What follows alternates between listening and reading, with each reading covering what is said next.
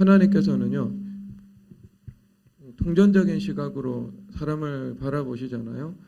어떻게 저런 사람을 하나님께서 사랑하실까, 선택하실까, 이런 생각을 목회하면서 저는 안 하려고 하는데 저를 보니까 그 생각을 하게 되더라고요. 성전을 만들 때요, 그 성전 만드는 나무가 시띠임 나무예요. 하나님께서 저에게 지난주에 성경 식물에 대해서 연구를 하라 그래가지고요, 제가 식물 관련 책만 한 10만 원치를 사가지고요, 지금 열심히 사전을 조금씩 보고 있어요. 시띠임 나무, 이것이 우리나라나 중국에는 없는 품종이더라고요. 이 미디안 땅이나 아니면 이스라엘 땅에 이 광야 지역에서 자라나고 있는 나무입니다. 그러니까 광야에 있으니까 나무의 속성이 어떨까요? 굉장히 생명력이 있겠죠. 그래서 얼마 전에 이 3,000년 정도 된 시띠임 나무가 학자들에 의해서 발견이 되었다고 말하고 있습니다. 그 정도로 오래 살아남을 수 있는 이 생명력을 가지고 있죠. 그러니까 이것은 당연히 이 중첩의 의미를 가지고 있는데요, 에덴에 있었던 생명나무를 상징하고 있는 것이겠죠. 우리가 성전을 지을 때 성전 안으로 들어가죠. 우리가 에덴에서 추방되었을 때 그 생명나무를 먹고 영생하면 안 되니까 두루도는 불칼, 화영검을 두어서 생명나무로 가는 길을 막습니다. 그래서 원수도 들어갈 수 없고 우리도 들어갈 수 없죠. 천사들만 들어갈 수 있겠죠. 그런데 다시 주님께서 에덴에 회복인 성막을 지으시면서 성막의 재료를 시띠임 나무로 지으시죠. 생명나무로 우리가 표상되는 것을 알 수 있습니다. 그래서 성전 안으로, 그 기둥 안으로 쫙 들어가는 것은요, 생명나무 안으로 다시 들어가는 것, 에덴의 세계 속으로 다시 들어가서 내 삶 속에서 그 에덴의 영광스러운 삶이 회복되는 것을 말씀하고 있는 겁니다. 성전을 통해서요.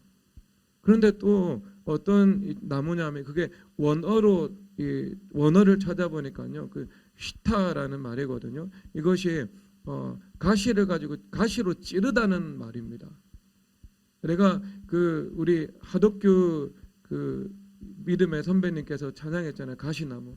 내 안에 내가 너무 많아. 가시나무라는 이 CCM 곡을 발표를 했잖아요. 이 가시나무인 거예요, 실제로. 그래서 그 가시나무를 다 깎고 다듬어 가지고요, 금을 입힙니다. 그래서 성전에 복된 재료로 만드는 것이죠. 그러니까 이것이 가시나무와 같은 나를 주님께서 빚어서 금처럼 말씀과 하나가 된 존귀한 자로 빚어나가는 것을 말씀하고 있는 것입니다. 이것이 하나님의 은혜인 것이지요. 그러니까 하나님께서는 지금 이 시띠임 나무와 같은 나를 보고 계시지만, 그리고 또 동시에 내 안에 무엇을 두시겠어요? 내 안에서 주님께서 영 안으로 우리 안에 있는 그 소망을 바라보시는 겁니다. 그래서 내가 금과 같이 되어서 그리스도를 존귀케 하는 그 사람으로 변화된 것을 바라보고 계신 거죠. 그래서 이사야서 60장 말씀에서는 작은 자가 강국을 이룰 것이요 약한 자가 천명을 이룰 것이다 말씀하고 있는 거예요. 우리 눈에 보기에는 그냥 약한 자고 강한 자예요. 우리 눈에 보기에는 예수님의 12제자 그냥 어부들이 지나지 않아요. 우리 눈에 보기에는요, 가시나무밖에 되지 않는 존재인 겁니다. 다른 사람 맨날 상처 주고. 그게 여러분들의 현재 모습일 수도 있고 과거의 모습일 수도 있죠. 그런데 그럼에도 불구하고 하나님께서는 여러분들을 사랑하신 것, 그럼에도 불구하고 여러분들을 선택하셔서 교회로 부르신 것, 그것은 왜 하나님께서 그렇게 하실까? 이 현재 모습에 감추어져 있는 그 안에 있는 그 소망을 주님께서는 영적인 통찰력으로 바라보고 계신 것입니다. 그래서 그 미래 시점의 일들도 주님께서 바라보시고 그 사람을 주님께서 불러주신 거죠. 그래서 주님 앞에 세우시는 거예요. 아브라함아, 아브라함아 부르시고, 모세야, 모세야 부르시고, 사울아 사울아 부르시는 거죠. 그래서 각 사람의 처한 위치에서 하나님께서 이름을 불러가지고요 불러내시는 거예요. 세상에서 교회로 불러내시는 것이고요. 그리고 교회 안에 있다 하더라도요 내가 이 그리스도의 그 주인 되심 안에서 주님께서 사용하시는 그 자리로 주님께서 불러내신 거죠. 모세가 언약 백성이었지만 광야에서 40년 동안 생활을 했죠. 그래서 모두에게 잊혀진 존재가 되어서 살아갔습니다. 모세의 인생은 아무 소망도 찾아볼 수가 없죠. 우리 인생을 하나님께서 어떤 이 방향을 가지고 인도하시죠. 결을 가지고 인도하시죠. 그래서 우리가 살아가는 그 인생은요, 그 연장선에 존재하는 경우들이 허다합니다. 그러니까 내가 청년 사역하는 교회에서 훈련을 받죠. 그러면 그 사역자도 단임 목회라면 청년 사역을 할 가능성이 많이 있겠지요. 그러니까 내가 살아가는 그 연장선 안에 내 인생이 존재하는 것입니다. 그거 밖으로 넘어가는 일들은요 별로 존재하지 않아요. 그런데 하나님께서 모세는요 연장선이라는 게 없었어요.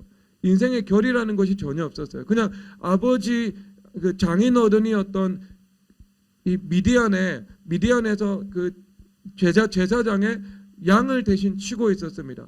40년 동안 양떼를 돌보았지만 너무 장수의 DNA를 가지고 있는 장인 어른을 만나가지고 유산 하나 아직 물려받지 못했던 거죠. 이미 야곱 선조께서는 14년 동안 장인의 양을 쳤지만 7년 동안 주님께서 그 산업을 일으키셔서 거부가 되었다고 성경에서 말씀을 하고 있을 정도인데 모세는요 그것마저도 40년 동안 이룬 것이 아무것도 없었던 겁니다. 삶의 기반도 없었죠.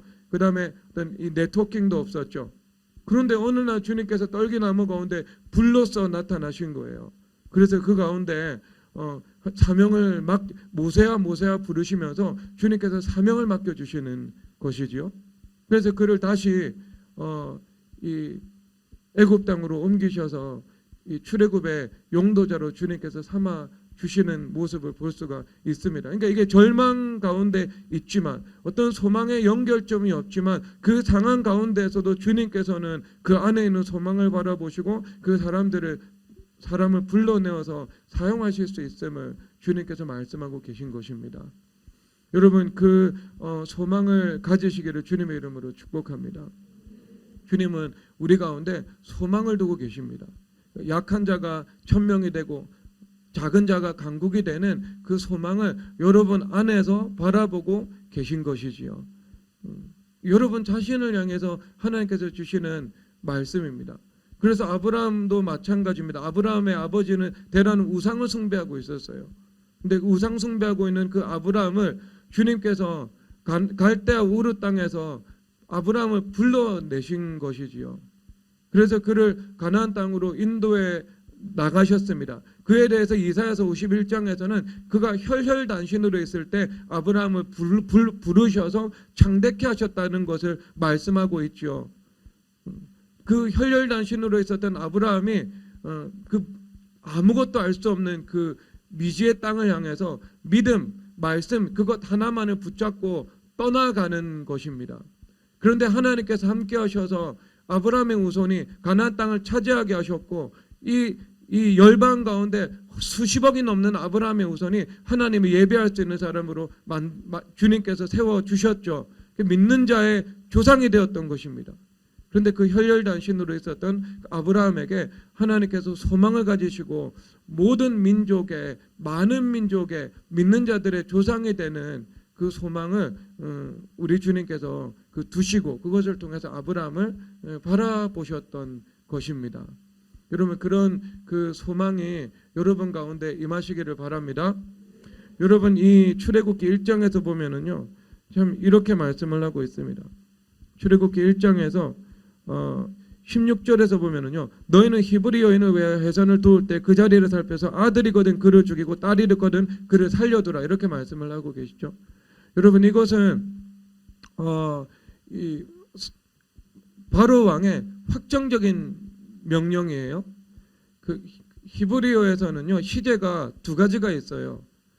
우리는 이제 과거, 현재, 미래 이런 분명한 시제가 우리 한국어 속에서 존재하잖아요. 근데 한국어만 해도 뭐 현재, 완료, 시제 이런 것들이 없습니다. 그러니까 상태가 지속되고 있는 거 이런 시제가 한국어법상에서는 나오지 않죠.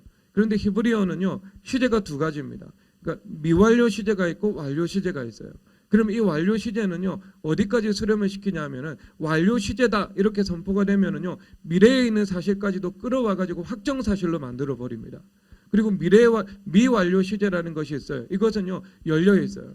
그래서 이미 시작됐지만 완료되지 않은 거예요. 그래서 앞으로도 지속적으로 그 일이 일어날 것을 말씀하고 있는 겁니다. 그러면 여기서 유일하게 출애굽기 1장에서 완료 시제로 기록이 되고 있는 것이요 이거예요. 아들이면 죽이고 딸이면 살리라 이렇게 말씀을 하고 있는 겁니다. 그러면 애굽왕 바로가 십브라와 부하에게 명령을 할 때는요 확정적으로 명령을 내린 거죠. 그러니까 그 명령을 내리는 순간에 이미 모든 남자 아기들은 죽은 겁니다. 그러니까 미래 사실이 끌어와서 확정적인 사실이 되는 것이지요. 그러니까 이것을 유대인들은 너무 잘 이해할 수 있는 것입니다. 그런데 그 확정적인 사실에 대해서 십브라와 부하가 그 왕의 명령을 거역하죠. 왜?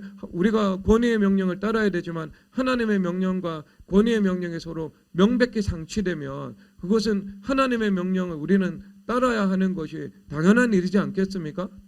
상식적인 일이죠. 그래서 하나님을 더 두려워했기 때문에 그 당시 절대 권력자도 두려워하지 않고요. 본인이 죽음을 감수하고 하나님의 백성을 살리는 일을 선택했습니다. 그 두려움이 있었던 거죠. 내가 지금 하나님의 뜻을 거역하고 이 백성들을 죽여봤자 이게 영적인 통찰력이 있었던 겁니다. 지금 죽이면 내가 바로 왕으로부터는 살아날 수는 있겠지만 하나님 앞에서는 살아날 수 없다는 것을 깨달았던 것입니다. 하나님을 더 두려워했던 거죠. 내 인생과 내 집안에 더 큰 저주가 닥칠 수밖에 없다고. 그래서 하나님의 말씀은 사실상 이것은 뭐 강하고 담대한 마음이 필요한 일이긴 하지만은요. 그 인생 전체로 볼 때는요. 그것이 훨씬 더 현명한 선택이에요. 그렇게 하지 않으면 자기와 자기 집에 저주가 닥칠 수 있는 일이죠. 하나님으로부터 오는 것이요. 그러니까 참 어려운 일인 겁니다. 하나를 선택하면 왕에게 죽임을 당할 수 있고 하나를 선택하면 하나님께 저주받을 수 있는 거예요. 근데 우리가 더 큰 분의 뜻을 따라야 되겠죠. 더 크고 힘이 있고 강하시고 최고 인사권자 되신 분의 명령을 따라야 되겠죠. 하나님의 명령을 내가 두려움도 있지만 그래서 강하고 담대한 마음도 내가 구해야 되지만 내가 강하고 담대한 마음이 없고 온전히 두려움만 있다 하더라도 그 선택은 하기가 내 인생의 리스크가 너무나도 큰 것입니다. 그래서 하나님을 선택해 버린 거죠.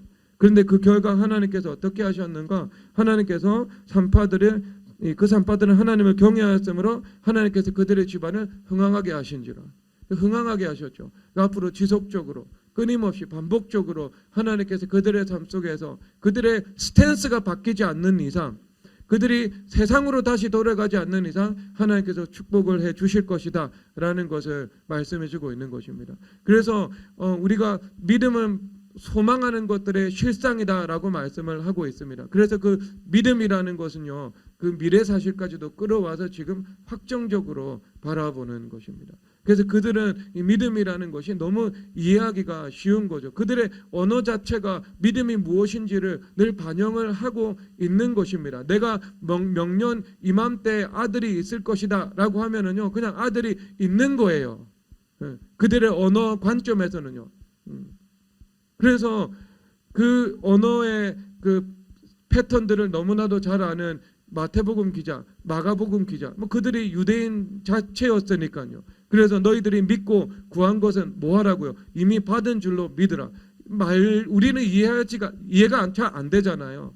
우리는 잘 이해가 안 되기 때문에 뭐 하나님의 뜻은 뭐 그렇게 설명을 하는 거 안국역에 있고, 그 다음에 우리가 기도 드리는 것은 경복궁역에 있고, 그 다음에 우리가 기도해서 얻는 것은 독립문역에 있다고. 그래서 각각의 스테이션이 나누어져 있다. 이렇게 우리는 설명을 하는 거죠. 그런데 히브리인들의 사고 구조의 관점에서는요, 이게 스테이션이 나누어져 있는 것이 아니에요. 그냥 경복궁역 여기 자체 하나님의 뜻과 우리가 기도드린 것, 그리고 이미 응답받은 것이 그냥 그 안에 다 들어가 있는 거예요.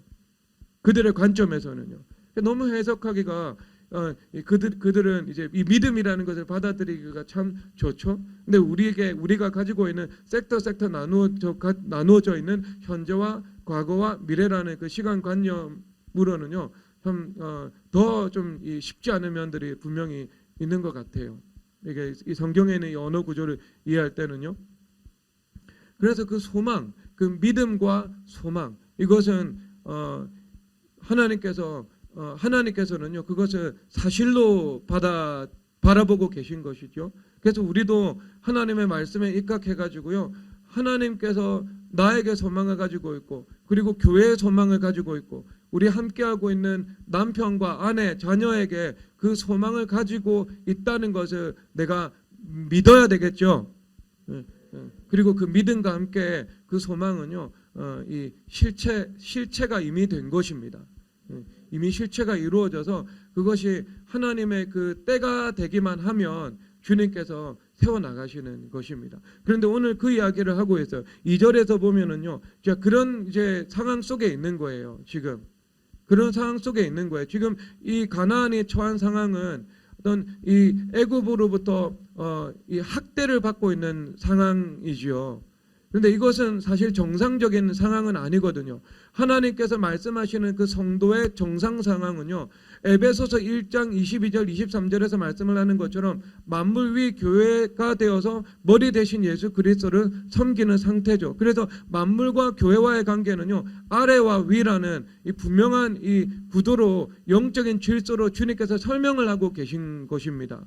그래서 만물 위에서 만물을 다스리는 것이 당연히 교회인데, 그런데 지금 이 이스라엘 백성들이 애굽의 왕으로부터, 백성으로부터 학대를 당하는 비정상적인 상황이 이루어지고 있는 것입니다.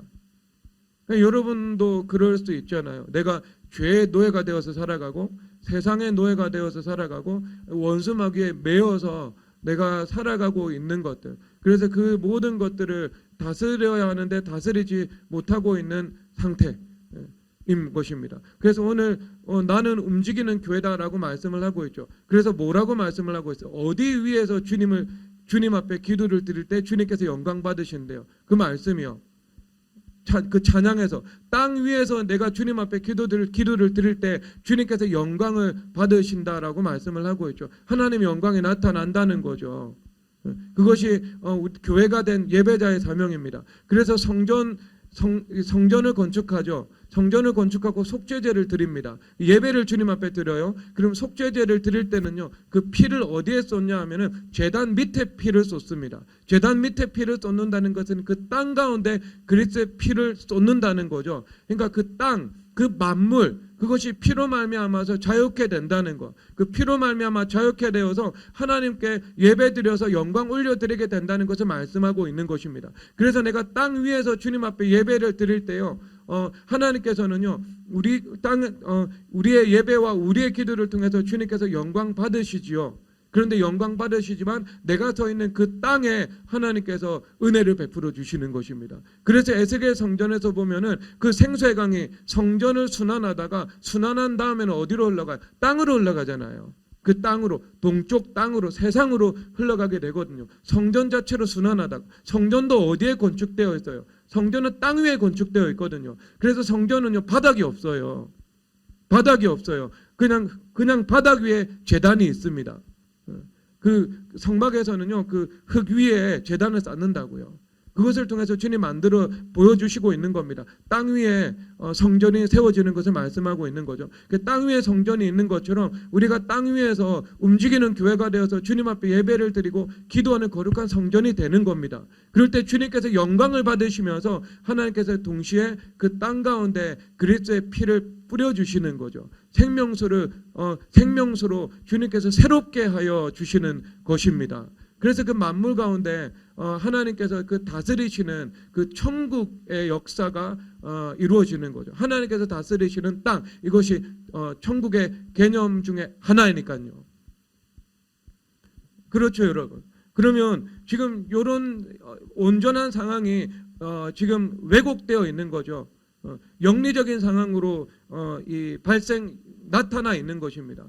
그러니까 그럴 때는 하나님께서 이스라엘 백성들에게 무엇을 요구하세요? 주님께서 요구하시는 것이 부르짖음의 기도잖아요. 그래서 시편 기자들을 보면은 환난 당할 때 내가 여호와께 부르짖었고 수렁 가운데 갇혀 있을 때 여호와께 부르짖었고 내가 삶에 내 발이 그물에 얽혔을 때 여호와께 부르짖었다라고 말씀을 하고 있죠. 그러니까 이 모든 것은요, 내가 깊은 곳으로 떨어지게 된 거죠. 땅 위에 있어야 되는데요, 어떻게 했어요? 땅 아래에 있는 거죠. 수렁에 있는 거잖아요. 깊음에 있는 거잖아요. 그것을 어떤 환난에 대한 그 은유로 상징으로 사용을 하고 있거든요. 그런데 환난이나 아니면 깊음이나 아니면 수렁이나 이 모든 것은요, 사실상 땅 위에서 그 땅을 다스리고 주님 앞에 예배드리는 상태가 아니라 땅 아래에 있는 정상적이지 못한 상태, 그것을 말씀하고 있는 겁니다. 내가 이제 광야에서 유배된 것과 같은 상황인 거죠. 그런데 그런 상황에 처해 있을 때 모든 이스라엘 백성들이 주님 앞에 나아가서 하는 것은 무엇인가? 부르짖음의 기도인 것입니다. 그러니까 주님 앞에 부르짖어 내가 하나님 앞에 기도를 드린다는 것은 뭐냐 하면은요, 하나님과의 수직적인 관계가 형성이 되는 거예요. 하나님께서는 우리의 구원자가 되시고 내가 그의 구원을 필요로 하는 자가 된다는 것을 말씀하고 있는 것입니다. 그래서 세상에 그 누구도 구원자가 될 수 없죠. 세상에 있는 그 누구도 구원자가 될 수가 없습니다. 오직 하나님만이 나의 구원자가 될 수 있다. 이것이 우리가 삶 속에서는 무엇으로 나타나냐? 부르짖어 기도하는 삶으로 나타나는 것이죠. 그래서 내가 부르짖어 기도한다는 것은요, 내가 늘 주님 앞에 이 부르짖어 기도 드리는 그 삶의 상태를 의미하고 있는 것입니다. 왜냐하면 우리는 그냥 우리의 언어 개념은 과거, 현재, 미래 그냥 딱딱딱 이렇게 분할되어 있잖아요. 그런데 히브리인들의 언어 개념은요, 이게 유기적이라니까요. 연결되어 있어요. 그래서 완료형, 현재부터 미래까지 수렴시키고, 그렇죠. 믿는 순간. 그리고 미완료형, 이것도 미래까지 열려 있는 거죠. 하나는 끌어오는 거고 하나는 열려 있는 거고. 그럼 하나같이 언어의 개념이 어때요? 점에 가깝다기보다는 선적인 거예요. 그러면 이스라엘 백성들에게 너는 부르짖어라 이렇게 말을 한다면 어떻게? 그냥 한번 내가 인생의 위기가 찾아올 때 부르짖고 끝! 이런 인생이 아니라는 거죠. 내가 늘 주님 앞에 부르짖어 기도하는 삶을 살아가는 삶의 양식이 있다는 거예요. 환난 당할 때도 부르짖어 기도하고, 평강할 때도 부르짖어 기도하고, 원수마귀가 1m 전방에 와가지고 나를 압박하고 있을 때도 부르짖어 기도하고, 그 원수마귀들이 초토화돼가지고 사방 10km를 바라보아도 원수마귀가 한 마리도 보이지 않을 때도 주님 앞에 부르짖어 기도를 드리고, 그것이 주님께서 원하시는 상태인 것입니다.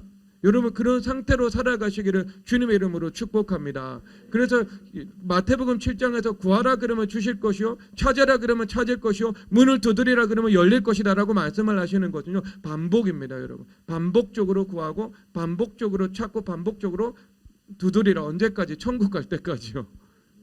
그런 삶을 살아가는 사람들은 하나님과 나 사이에 수직적 구도가 분명하겠죠. 그렇죠. 하나님께서는 언제나 나의 구원자가 되시고 내가 구원받는 사람이 되는 겁니다. 내가 스스로 구원자가 되지 않는 것입니다. 이것이 내가 은혜로 내 인생을 경영해 나가는 출발점이 되는 것입니다. 여러분 인생 가운데 부르짖음의 기도가 있기를 주님의 이름으로 축복합니다. 이게 여러분 엄청난 축복이에요. 엄청난 축복. 그 부르짖어 기도를 드리잖아요. 그러면 주님께서는요, 원상 회복을 시켜주시는 거예요. 그 부르짖음의 기도를 들어주시고, 그래서 주님께서 수렁에서 건져주시고, 그리고 시편 18편에서 나의 발을 높은 곳에 세우셨다라고 말씀을 하고 있죠. 그래서 이 높은 곳에 세우셨다는 것은 내가 뭐 대통령이 된다, 아니면 재벌 회장이 된다, 그런 차원에서 말을 하는 것이 아니고 영적인 것인데, 내가 이제 바야흐로 땅 위에 있는 성전이 되는 것입니다. 땅 아래에 있는 것이 아니고요. 만물 아래에서 만물의 지배를 받는 것이 아니고 이제 만물 위에서 만물을 다스리면서 살아갈 수 있다는 것. 그래서 내 삶 속에 평강이 이루어졌다는 것을 말씀하고 있는 것입니다. 주님께서 그 원상을 회복시켜 주시죠. 그래서 출애굽기 1장에서 보면은요, 그러나 학대를 받을수록 더욱 번성하여 퍼져나갔다, 이렇게 말씀을 하고 있거든요. 내가 물리적인 상황은 아직 변화가 없는 거예요. 아직 변화가 없어요. 그래서 내가 학대를 받고 있습니다.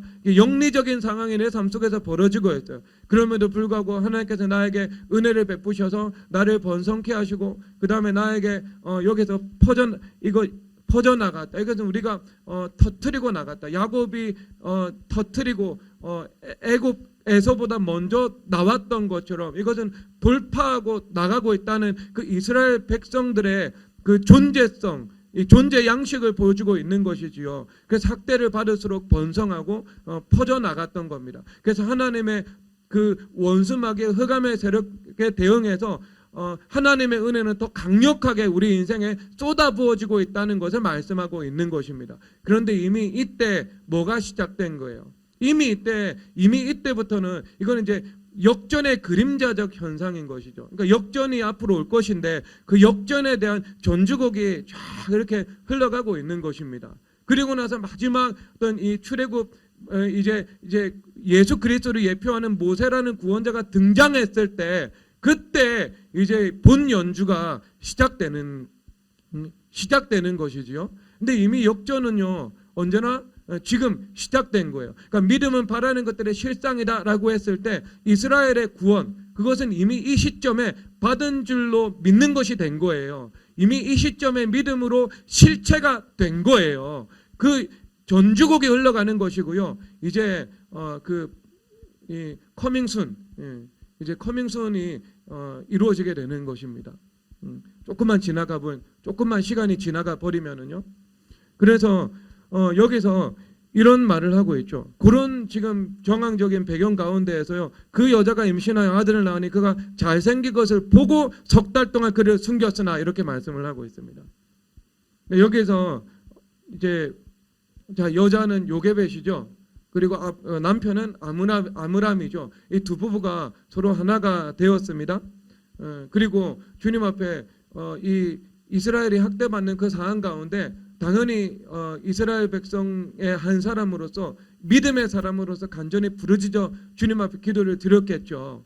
그러면 그 부르짖어 기도를 드리는 그 상황 가운데 무엇이 임하냐면요, 예레미야 33장 3절에서 이렇게 말씀을 하십니다. 너는 내게 부르짖으라. 내가 크고 비밀한 일을 내가 내게 응답하겠고 크고 비밀한 일을 내게 보이리라 라고 말씀을 하고 있습니다. 여러분, 부르짖음의 기도는 단순히 나를 수렁에서 건져주시고 원수마귀의 견고한 진들을 격파하게 하시고, 그리고 내가 만물 위의 선자가 되어서 이 모든 영적인 물리적인 상황을 기도의 능력으로 여호와의 등불로서 다스리면서 살아간다, 이것을 말씀하고 있는 것인데요. 이것이 실상으로 나타나게 되는 것인데요. 근데 또 뭐가 주어지냐면요, 하나님께서 나에게 눈을 열어주십니다.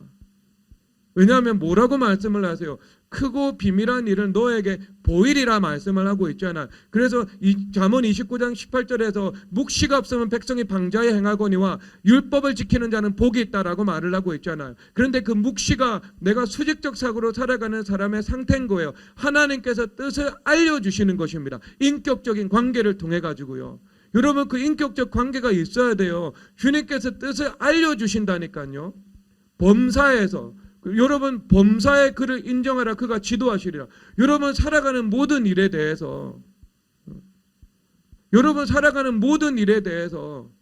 내일 살아가는 일, 모레 살아가는 일, 모든 일상과 모든 범사, 모든 일들에 대해서 주님께서 주님의 뜻을요 알려주시고 우리 가운데 주님께서 그 뜻을 인도해 주시는 거예요. 근데 그 인격적인 관계가 열리게 되면은요, 내가 삶 속에서 그것을 발견하게 되는 것이고요. 근데 그것을 발견하지 못하고 누리지 못하게 되는 것이지요. 그러니까 주님의 동행의 그 수준과 촉도, 이것은 내가 일상 가운데 내 삶 속에서 하나님의 뜻을 알려주시는 것을 내가 늘 경험하면서 살아가는 것입니다. 인격적인 관계예요. 하나님께서 오늘 나에게 이렇게 은혜를 베풀어 주시네. 이것은 하나님의 뜻이네. 이것은 하나님의 뜻이 아닌 것 같아. 늘 주님 앞에 반응하면서 살아가는 그 수직적인 사고의 삶의 실체입니다. 이것은 누려야 돼요. 그런데 여기서 보니까 하나님 앞에 부르짖을 때 부르짖을 때 하나님께서 우리에게 열어주신다라고 말씀을 하고 있는 것입니다. 그러면 여러분 이것이 얼마나 복되겠어요. 여러분들이 뭐 예를 들어 뭐 저 입장에서는요, 말씀을 연구하다가 말씀이 열리지 않아요. 그러면 간단해요. 주님 앞에 가서 부르짖으면 돼요. 그럼 주님께서 말씀을 볼 수 있도록 눈을 열어주시는 거예요. 여러분들이 인생의 길을 가다가 그 출구가 막막하고 보이지 않아요. 그럼 주님 앞에 부르짖어 기도 드리는 거죠. 그럼 주님께서 눈을 열어주셔서 우리가 갈 길을 말씀으로 빛을 비추어 주시는 것입니다. 자녀 교육을 하면서도 마찬가지고, 내가 무슨 사업을 하고 연구를 하면서도 주님 앞에 부르짖어 기도 드리면 주님께서 내 눈을 열어주시게 되는 것입니다. 그러니까 여러분 여기서 이 여자가 이 요게벳이 주님 앞에 부르짖어 기도를 드렸겠죠. 그러면 그 안에서 무엇이 이루어지냐면 여호와의 등불이 타오르기 시작하는 것입니다. 여호와의 등불이 그 안에서 타오르기 시작해요. 그래서 성령 하나님의 그 기름 부으심이 임하고 성령 하나님의 불이 임하게 되죠. 엘리야 제단 가운데서 엘리야가 부르짖어 기도드렸을 때 하늘에서 불이 떨어졌잖아요. 그래서 돌과까지 다 태워버리는 역사가 나타났던 것처럼 그 내 안에 여호와의 그 등불이 켜지게 되는 것입니다. 그래서 그때부터는요, 내가 보게 되는 거예요. 보게 되는 거. 그래서 보게 되었는데 뭐라고 이야기를 하는가? 그가 잘생긴 것을 보고라고 말씀을 하고 있습니다. 그러니까 여기에서 잘생겼다는 것은요, 그겁니다. 여러분 그 창세기 2장에서 보면 선악과가 나오잖아요. 그래서 그 선이 좋다라는 단어죠. 토부고요. 그 다음에 악이라는 것이 나쁘다라는 단어입니다. 이것이 라예요. 그래서 선과 악을 아는 지식의 나무입니다. 선과 악을 아는 지식의 나무예요. 그래서 그 선악과 나무를 따먹고 나가지고요, 내가 자기 중심적으로 무엇이 선하고 무엇이 악한지 알게 되는 지식을 가지게 된 것이죠. 그래서 이것이 온갖 왜곡으로 나타나게 되죠. 그래서 이것이 이제 자기 중심적으로 선하고 악한 것을 비틀 때도 있고요. 그리고 선하고 악한 것을 영리로 도취시킬 때가 있고요. 완전 광명을 흑암으로 삼고 흑암을 광명으로 삼는 일이 나타나죠. 그리고 또 선과 악을 아는 지식이 바르게 분별이 서 있어요. 분별이 서 있는데 그것을 내가 다른 사람을 정죄하는 것으로 활용을 하게 될 수 있겠죠. 그리고 선과 악을 아는 그 분별하는 지식이 있습니다. 그리고 선에 대한 지식이 있어요. 그런데 그 선에 대한 지식을요, 자기를 위해서, 자기 권력을 위해서 이용할 수도 있는 것이지요. 여러분 그게 세상에 얼마나 많아. 예를 들어 지금 중국에서는 중국의 IA 산업이 미국만큼 발전했거든요. 지금 그 중국 인공지능 산업이요. 그런데 중국 인공지능 산업은요, 무엇과 함께 발전을 했냐면은 그 CCTV하고 함께 발전을 했습니다. 지금 현재 중국은 모든 사람들, 중국에 있는 그 모든 사람들을요, 5초면 누군지 다 나온대요. 이 사람이 어떤 사람인지. 지금 일본에 가 계신 중국 선교사님이 계신데요. 왜 중국 선교사님이 일본에 가 계실까? 이분이 중국에서 선교를 하시다가 그 분리 독립운동하는 그 서쪽에 티베트 있죠. 그 티베트 지역을 한 번 방문했어요. 한 번 방문하고 중국 정부에서 추방당한 겁니다. 그런데 역에 한 번 딱 가면은요, 이 사람의 얼굴이 인공지능이요, 쫙 5초 만에 어떤 사람인지 분석을 해내는데요. 그런데 지금은 앞으로 목표하고 있는 것은 3초 만에 분석해내는 거. 여러분 그 정도로 인공지능 산업이 발전을 했어요. 그런데 여러분 어떤 그 인공지능의 메커니즘을 알고 그 다음에 그것을 활용할 수 있는 것, 이것은 만물 가운데 있는 지혜죠. 그 자체로는요, 악한 것이 아니고 선한 것이 될 수 있는 것이지 않겠습니까? 그래서 뭐 얽히고 설킨 문제를 우리 가운데 풀어주기 시작한다거나, 그러면 이것은 선한 건데 그 선한 지식을 사람은 어떻게 이용을 해요? 자기 중심성이 있으니까 악하게 이용하는 거예요. 악하게. 그래서 그 선과 악을 비트는 것, 선과 악을 뒤집는 것, 선과 악이 바로 서 있는데 판단하고 정죄하는 것, 선과 악에 대해서 그것이 바로 서 있는데 그것을 자기중심적으로 이용하는 것. 여러분 그 선악과를 먹고 선과 악을 아는 지식이 있어서 우리 가운데 이게 유익한 것은 하나도 없는 것이죠. 선악과를 먹지 않는 사람과 비교했을 때요, 선악과를 먹지 않으면은요, 뭐밖에 없어요. 선을 아는 지식밖에 없는 거예요. 악을 아는 지식이 여러분들에게 유익해요? 유익하지 않잖아요. 그렇죠. 아니 나하고 객관적으로 상관이 없는 일이라 할지라도 누가 아동학대를 받았으면 그게 악인데 그 악이라는 지식이 있으므로 내가 고통스럽잖아요. 근데 천국에는 그런 게 아예 없거든요. 생각하는 모든 것이 선하고 느끼는 모든 것이 선하고 추구하는 모든 것이 선하고 결정하는 모든 것이 선하고 주님께서 원하셨던 세상이요 그 선으로만 이루어진 세계입니다. 그런데 이 인간이요 이 선악과를 먹어가지고요 이 선악과적인 그 악을 아는 지식이 열려가지고 얼마나 그리고 선을 아는 지식이 악으로 사용되면서 얼마나 이 세상 가운데 많은 악들이 나타나게 되었습니까? 그런데 여기서 우리는 어떤 사람이죠? 우리는 율법을 지키는 자는 복이 있다라고 말씀을 하고 있죠. 그래서 하나님의 말씀이 우리 가운데 들어와서 하나님의 그 율법에 선하신 율법에 입각해서 무엇이 거룩한지 무엇이 부정한지 그것을 분별하여서 내가 거룩함을 선택하면서 살아갈 수 있는 것 이것이 빛 가운데 걸어가는 삶인 것입니다. 그 삶 속에 빛이 있는 삶인 것이죠. 우리가 그 삶을 주님께서 우리 가운데 걸어가기를 원하시는 거예요. 그런데 그 사실이 지금 요게벳과 아므람의 가슴 가운데 이루어진 거예요. 주님 앞에 부르짖어 기도를 드리게 되죠. 부르짖어 기도를 드리면 그 마음 가운데 여호와의 등불이 타오르게 되죠. 그래서 여호와의 불로 충만하고 여호와의 빛으로 충만하게 되는 것입니다. 그래서 이것이 우리가 살아갈 때 아버지의 마음을 가지는 것으로 나타나고 아버지의 관점, 그 시각을 가지고 영혼들과 사물들을 바라보는 것으로 나타나게 되는 것입니다. 그래서 하나님의 뜻에 입각해서 하나님의 마음에 입각해서 무엇이 선한지 무엇이 악한지를 분별하게 되는 것입니다. 그래서 여기서 보면은 토브 그가 선한 것을 보고 그가 아름다운 것을 보고 그가 하나님이 보시기에 좋은 것을 보고 똑같은 말이에요. 그러니까 하나님 보시기에 좋은 것을 하나님과 함께 하나님과 같은 눈 하나님과 같은 마음으로 보고 느낄 수가 있었다는 것을 지금 말씀하고 있는 것입니다. 그래서 거기서 하나님의 뜻이 위에서부터 아래로 임한 거죠. 이 아이는 이스라엘의 소망의 빛이다. 이 아이를 죽이면 안 된다. 이 아이를 죽음을 감수하고 살려야 된다. 라고 하나님께서 그에게 이 소망을 내려주신 것입니다. 그래서 그 소망에 입각해가지고요. 그 여자가 모세를 보고 모세를 죽이지 않고 그를 살리기로 결정을 하게 된 거죠. 그리고 또 그를 살리기 위해서 갈대 상자에 담아가지고요. 하나님의 뜻을 따라 이제 이 물로 내보내게 되는 것입니다. 그러니까 전적으로 이제 하나님께 맡기는 거죠. 구원자 되신 하나님께만 이 아이의 운명을 의탁할 수밖에 없는 일이 이루어진 것입니다. 그러니까 그 이후로부터는요 어떻게 해요? 성령 하나님께서 직접 하나님의 크신 은혜 가운데 이 자녀들을 양육하시는 일들이 이루어지게 되는 것입니다. 여러분 이것은 우리도 마찬가지겠죠.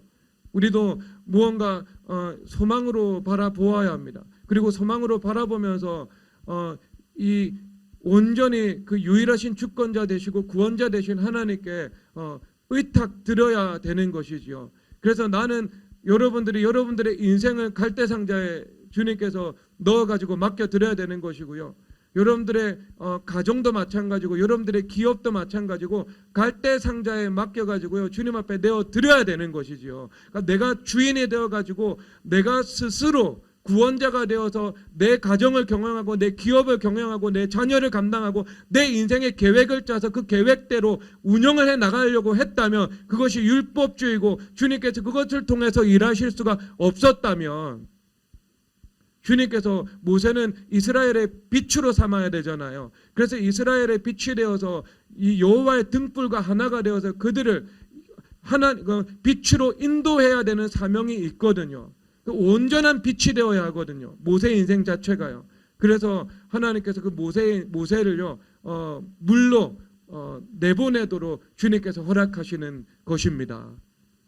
그래서 온전히 성령 하나님의 그 은혜의 손에 의탁되어서 모세가 양육될 수밖에 없도록 주님께서 만드시는 거죠. 그러면 이것이 우리 가운데 영적으로 이 말씀이 이루어져야 되겠죠. 영적으로 함부로 자녀들을 중국으로 유학 보내고 미국으로 유학 보내라 뭐 그런 말이 아니죠. 어린 자녀들을요. 영적인 거예요.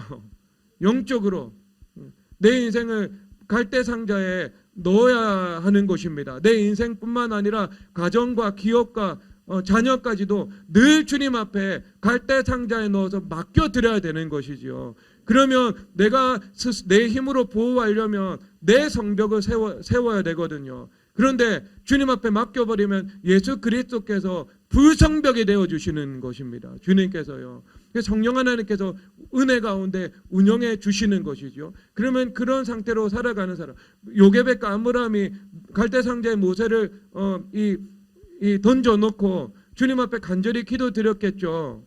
그런 것처럼 우리가 늘 나의 삶의 모든 것들에 대해서 부르짖어 기도를 드리면서 주님께서 유일한 구원자가 되어주셔서 그것을 운영해 주시고, 내가 늘 부르짖어 기도를 드리면서 내가 가지고 있는 율법적이고 물리적인 시각을 가지고 행하는 것이 아니라 주님께서 나의 시각 가운데 믿음, 소망, 사랑의 눈을 열어주셔서 하나님의 뜻을 알고 그 뜻에 입각해서 모든 것을 내가 선택하고 그리고 관리해 나갈 수 있도록 하나님께서 이 주님 앞에 기도를 드려야 되는 겁니다. 부르짖어 기도 드리는 것이지요. 그러면 주님께서 구원자가 되어주시는 역사, 나에게 눈을 열어주시는 역사, 그래서 똑바로 보고 예수님께서 유일한 길 대신 그리스도를 따라갈 수 있도록 빛 가운데 삶을 살아갈 수 있도록 주님께서 나를 이끌어 나가시는 것입니다. 여러분 인생은요 다 모든 그 훈련을 하는 거예요. 그 훈련. 어떤 사람은 시베리아 폭풍 속에서 훈련할 수 있고, 어떤 사람은 어떤 환란의 파도 가운데 훈련할 수 있고, 어떤 사람은 그냥 어린 시절부터 교회 안에서 말씀으로 양육받아서 그렇게 살아가는 삶, 그 성전으로 디자인되어서 자라날 수 있고, 각 사람마다 하나님께서 인도하시는 그 루트는 다르지요. 하지만 결국 수렴되는 그 중심점은요 갈대상자예요, 여러분. 갈대상자에 다 넣어가지고 주님 앞에 맡겨드려야 됩니다. 그리고 내가 유일하신 구원자께 부르짖어 기도를 드리고, 그리고 내가 해야 되고 내가 선택해야 되고 내가 길을 결정해야 되는 것에 대해서 주님 앞에 나의 눈을 열어달라고 주님 앞에 기도를 드리는 거예요. 그럼 내가 밝히 보게 되는 겁니다. 그래서 어디에 절망이 있고 어디에 소망이 있는지, 어디에 절망이 있는 것 같아 보이지만 소망이 있는지, 어디에 소망으로 포장되어 있지만 그 길을 걸어가면 절망밖에 없는지, 내가 그것을 보고 선악과를 먹지 않고 생명과의 길을 걸어갈 수 있게 되는 것입니다. 여러분 그렇게 우리가 봐야 돼요. 그게 우리 가운데 이루어져야 됩니다. 그러니까 요게벳과 아므람이 그것을 보았잖아요. 그렇죠. 부르짖어 기도 드리면서 보았고, 그 다음에 부르짖어 기도 드리면서 자녀 인생을 갈대상자에 맡겨드렸고, 맡겨드려야 되는 거예요, 주님 앞에. 근데 여러분 이 갈대상자는요 성경의 어떤 거시적인 의미에서는요 교회하고 동일한 단어입니다. 갈대상자, 노아의 방주, 교회, 이것은요 서로 하나의 메시지를 담고 있는 것입니다. 방주에 담은 거예요, 모세를요. 그리스도의 그 품에 맡겨드리게 된 것입니다. 그래서 그 교회 안에서 주님께서 그것이 운영될 수 있도록 이 주님 앞에 올려드린 것입니다. 그러면 예수님께서 주님의 품 안에서 그것을 다스려 주시는 것이죠. 그래서 결국 일체잖아요. 이사야서 60장에서 말씀하시는 것은 교회됨과 성전됨과 예루살렘에 서로 하나가 된, 일체가 되는 삶을 의미하고 있는 거죠. 그러면 교회, 내 가정, 내 산업의 만물, 이것이 일체가 되는 거죠. 근데 여러분 이것이 성막 기사 보면 나오잖아요. 성막이 중앙에 있고 성막을 중심으로 동서남북 이스라엘 백성들이 성막을 바라보고 진을 치고 그 다음에 가나안 땅으로 향해서 나아가고, 그렇죠. 그럼 가나안과 자기의 장막과 그리고 성막, 이것은 서로 일체가 되어 있는 거예요. 서로 하나가 됩니다. 되어 있습니다. 이것이 하나님의 나라를 구하는 삶이고 하늘의 꿈을 꾸고 하늘의 소망을 가지고 이 땅의 삶을 살아가는 것입니다. 여러분 부르짖어 주님 앞에 기도를 드리면은요 주님께서 주시는 그 묵시, 하나님의 뜻을 우리 가운데 알려주시게 됩니다. 그래서 내가 너를 향한 나의 꿈이 무엇이고 나의 소망이 무엇인지를 주님께서 지도해 주신다니까요. 그리고 그에 입각해서 살아갈 수 있게 하시는 것입니다. 여러분 이게 얼마나 다르겠어요. 내가 여러분들이 자연인으로 살아가죠. 그러면 자연인의 삶, 거기 그 한계 수준밖에 머무르지 못합니다. 그리고 자연인은요 확률의 싸움이에요. 세상에서 아무리 처세술 강의하는 사람들이 있고 자기 개발서 쓰는 사람들이 있고 성공에 대해서 이야기를 하는 사람들이 있는데요. 실제 세상에서 성공하는 사람은 100명 중에 1명, 1000명 중에 1명입니다. 그런데 그것을 가지고요, 모델 삼아서 내가 욕망을 끝없이 추구하면서 살아가려고 하잖아요. 그런데 10년 정도 살아보고 20년 정도 살아보면 안 된다는 거 다 알거든요. 그거. 내가 지금 기만당하고 속임당했구나. 왜? 여러분, 욕망은 이루어지지 않아요. 내가 땅에서 내가 가진 욕망인데 왜 하나님께서 그것을 이루어 주시겠습니까? 그러면 무엇만이 이 땅 가운데 이루어질 수 있어요? 무엇만이? 하나님의 뜻만이 이루어지잖아요. 그렇죠? 그러면 내가 하나님의 약속이 나에게 주어지고 그 약속이 나의 믿음이 되고 소망이 되면은요, 그것은 확률의 문제예요? 아니면 확정적 사실이에요? 확정적 사실인 거예요. 지금 모세를 갈대 상자에 맡겼을 때 하나님께서 그를 구원해 주시고 이스라엘의 빛으로 삼아 백성들을 이끌어내는 소망의 통로와 도구로 삼으신다는 것은 지금 이 순간 확정적 사실이 된 거예요. 죽냐 사느냐는 확률의 문제가 아니라고요. 그런데 세상은 확률의 문제라고요. 확률의 문제인데 세상의 방식으로 살아가고, 그러니까 세상에서 성공한 사람들의 방식이 있고 그 방식 그대로 살아가는 거예요. 왜? 그렇게 해서 성공한 사람이 있는 거예요. 카카오도 성공했고 네이버도 성공했고 다 성공한 거예요. 그런데 안 되거든요. 왜 나는 카카오가 안 되고 네이버가 안 되는 거예요? 확률이거든요. 그게. 똑같은 사람이 똑같은 방식으로 지금 똑같이 나타나서 사업해도 안 됩니다. 상황이 다르고 환경이 다른데요. 시대가 다르고. 그런데 여러분, 우리가 하나님으로부터 주어지는 약속이 있어요. 각 사람에게 그 믿음의 분량에 맞게, 하나님께서 주신 사명에 맞게, 각자의 은사에 맞게, 그리고 각자 부르짖어 주님 앞에 기도를 드리는 만큼, 그리고 내가 하나님 은혜 가운데 겸손함으로 감당할 수 있는 만큼, 내가 거룩한 성전으로 준비되는 만큼 주님께서 우리 가운데 약속이라는 그 소망을 주시는 거예요. 하늘의 꿈을 우리 가운데 허락해 주시는 것입니다. 그런데 그것은 믿음과 소망으로 우리 삶 속에서 확률의 문제가 아니고 확정된 사실로 주어지게 되는 것입니다. 그러면 여러분, 확률의 목숨 걸래요? 아니면 사실의 목숨 걸래요? 무엇에 목숨 걸겠어요? 땅의 욕망을 추구하면 확률입니다. 그런데 우리가 하늘의 소망을 추구하면요, 사실의 문제가 되는 거예요. 반드시 주님께서 우리 삶 속에서 그 삶을, 그것을 이루어 주시게 되는 것입니다. 그리고 그것을 위해서 이 갈대상자라는 그 삶의 양식에 따라서 우리가 살아가는 거죠. 내가 주인 되어 살지 않고 온전히 그리스도의 주인 되심에 나의 모든 것을 의탁하고 유일하신 구원자의 이름을 부르면서 부르짖어 기도하는 삶의 양식으로 살아가는 것입니다. 그렇게 살아가야 되죠. 그렇게. 그러면 그렇게 살아가면 주님께서 우리 가운데 구원자도 되어주시고 그 다음에 우리 가운데 보게도 하시고 그렇게 살아가는 겁니다. 그래서 여러분, 에베소서 1장 18절에서 말씀을 하고 있죠. 너희 마음의 눈을 밝히사 너희로 하나님을 알게 하시고 또 그의 부르심의 소망이 무엇이며, 그러니까 부르심의 소망이 무엇인지 너희로 알게 하시기를 원한다, 이렇게 말씀을 하고 있죠. 하나님께서 여러분들을 부르실 때 소망을 가지고 부르십니다. 소망 없이 부르는 사람은요, 아무도 존재하지 않아요. 그러면 저기 장년부들 다 단체로 저기 앉아 계시는데 그 장년부들은 소망 없이 예수님 믿을 거예요? 그렇게 사시다가 천국 가실 거예요? 현상 유지하시다가? 이렇게 10년 살고 20년 사시다가 그냥 천국 가실 거예요? 그러시면 안 되죠. 예수님께서 부르시는데 어떻게 부르신다고요? 소망을 가지고 부르신다고요. 주님께서. 여러분들에게도 소망이 있다고요. 그래서 지금 모세는 80세 됐을 때 모세야 부르시면서 살아간 겁니다. 모세 형님은요 80세 부르심 받았어요. 아브라함 형님은요 75세 때, 할아버지죠, 75세 때 부르심 받았어요. 그런데 지금 다 75세 이하니까 동생들이잖아요. 지금 동상들이 부르심이 있다니까요. 그래서 바르실레에도 소망이 있었잖아요. 바르실레 보고 다윗이 함께 가자 그러거든요. 그런데 내가 음악 소리를 어찌 듣겠으며 맛있는 음식 소리를 내가 음식의 맛을 어떻게 분간하겠습니까? 말을 하는 거죠. 80이 넘으니까 음식에도 소망이 없고 뭐 이렇게 풍악 소리에도 내가 소망이 없다. 그러니까 이것은 진짜 어떤 초월적인 것이 이루어진 거죠. 하늘의 소망만 가지고 살아간다는 겁니다. 그래서 내 조상의 묘실이 있는 곳에서 내가 죽고 묻히기를 원한다. 이렇게 말씀을 하는 거죠. 바르실레 소망은요, 하늘 소망이에요. 그래서 하늘 소망 가지고 살아가시기를 바랍니다. 천국에 상급 쌓으셔야죠. 이제 100년의 인생으로 영원한 삶을 결정을 하는데, 이 세상이 전부라면은요, 전부라면은 우리 불쌍한 사람이죠. 그렇죠. 사도 바울 선생님 불쌍한 사람이죠.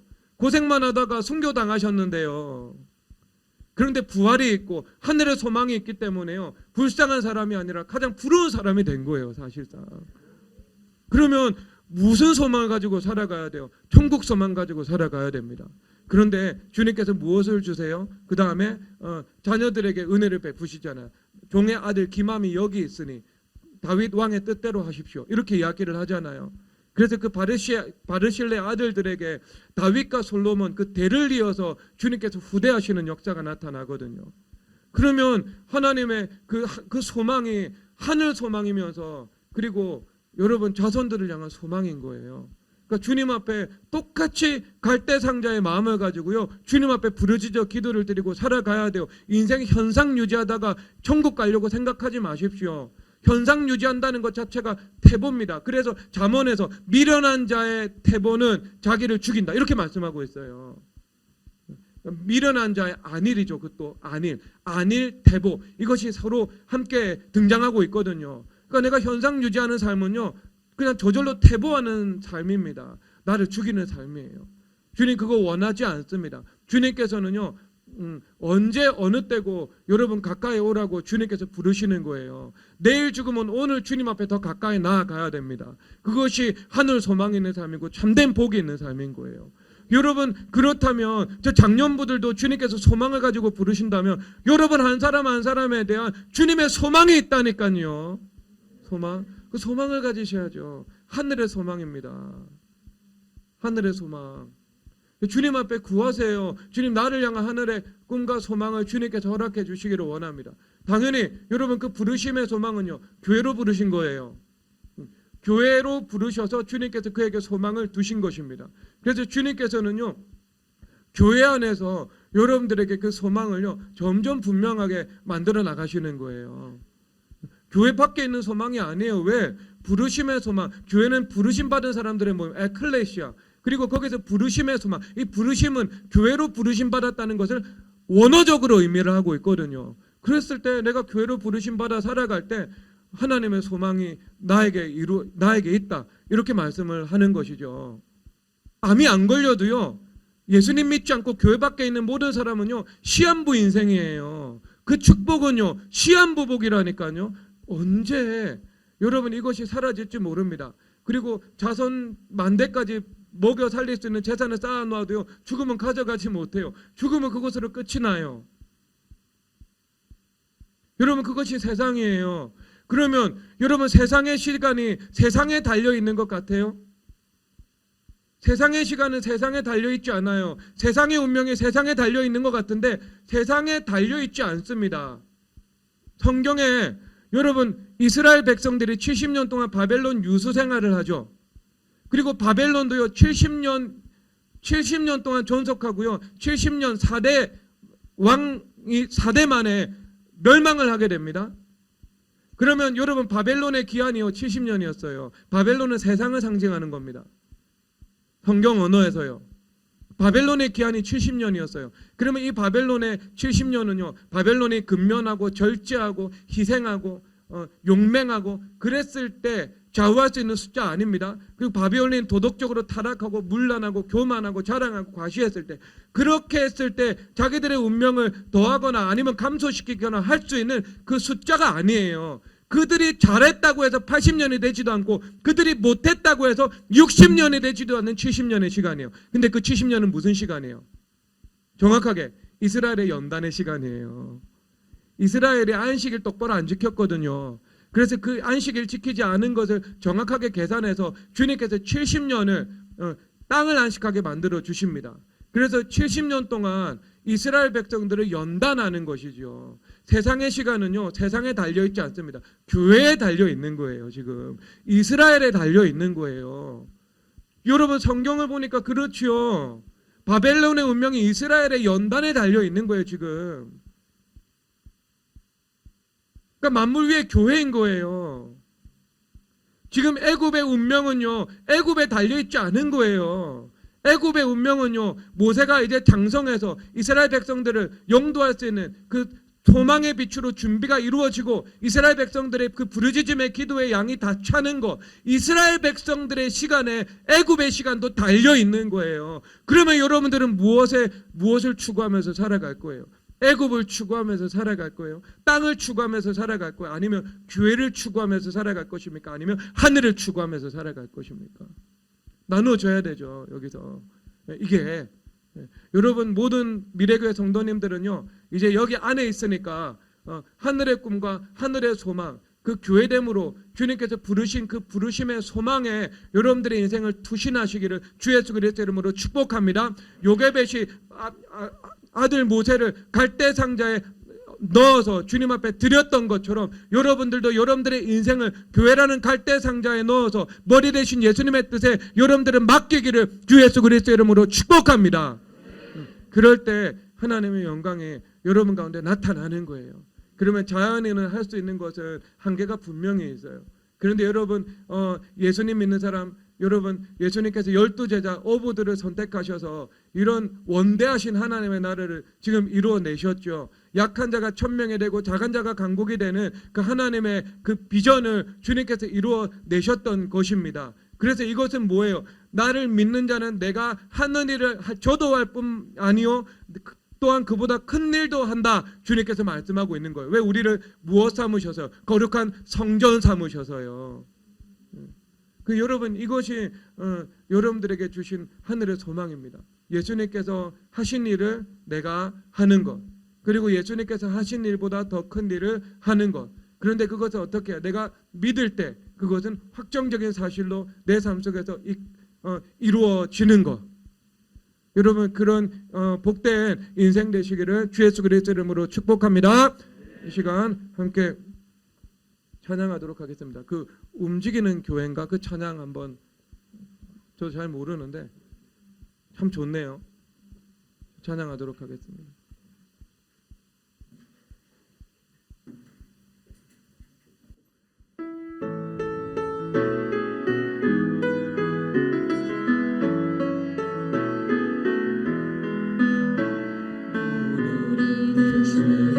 움직이는 교회, 이곳은 주님을 위한 자리.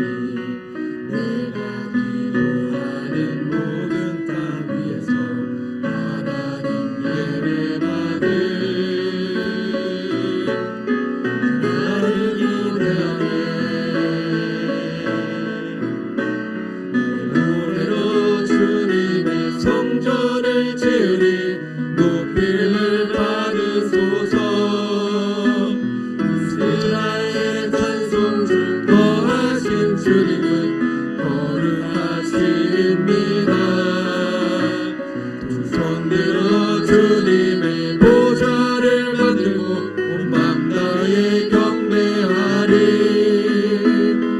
푸른 날개 사이에 임하신 것처럼 내 위에 임하소서. 움직이는 교회, 이곳은 주님을 위한 자리. 내가 기도하는 모든 땅 위에서 하나님 예배받을 나를 고대하네. 하나님 우리가 이곳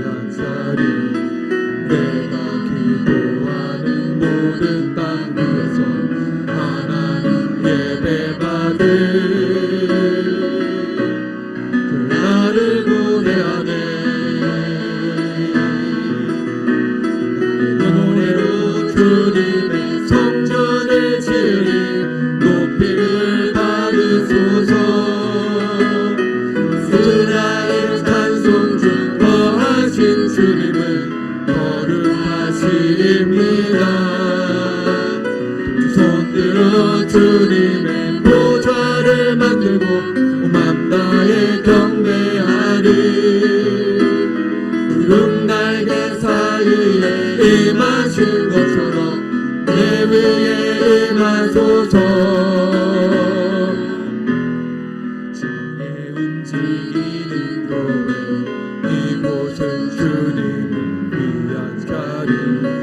내가 기도하는 모든 땅 위에서 하나님 예배받을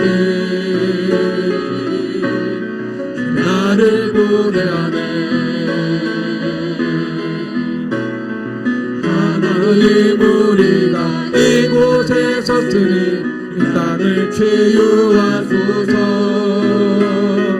하나님 우리가 어디에 있든지 주를 높이리라. 열방들아 주님을 송축할지어다. 그 바람에 입맞추라. 영원한 통치자 주 예수 그리스도 그는 위대하신 왕. 우리는 주의 움직이는 교회 이곳은 주님을 위한 자리. 내가 기도하는 모든 땅 위에서 하나님 예배받을 나를 보내하네. 아멘. 여러분 그 부르짖음의 기도로 구원자 되신 하나님께서 나타나시기 바랍니다. 여러분들의 눈을 열어서 보게 하시기를 바랍니다. 마음의 눈을 밝히사 소망의 빛을 비추시기를 바랍니다. 그 소망을 보게 하시기를 바랍니다. 이 시간 주여 삼창하고 간절히 주님 앞에 부르짖어 기도드리겠습니다. 주여 주여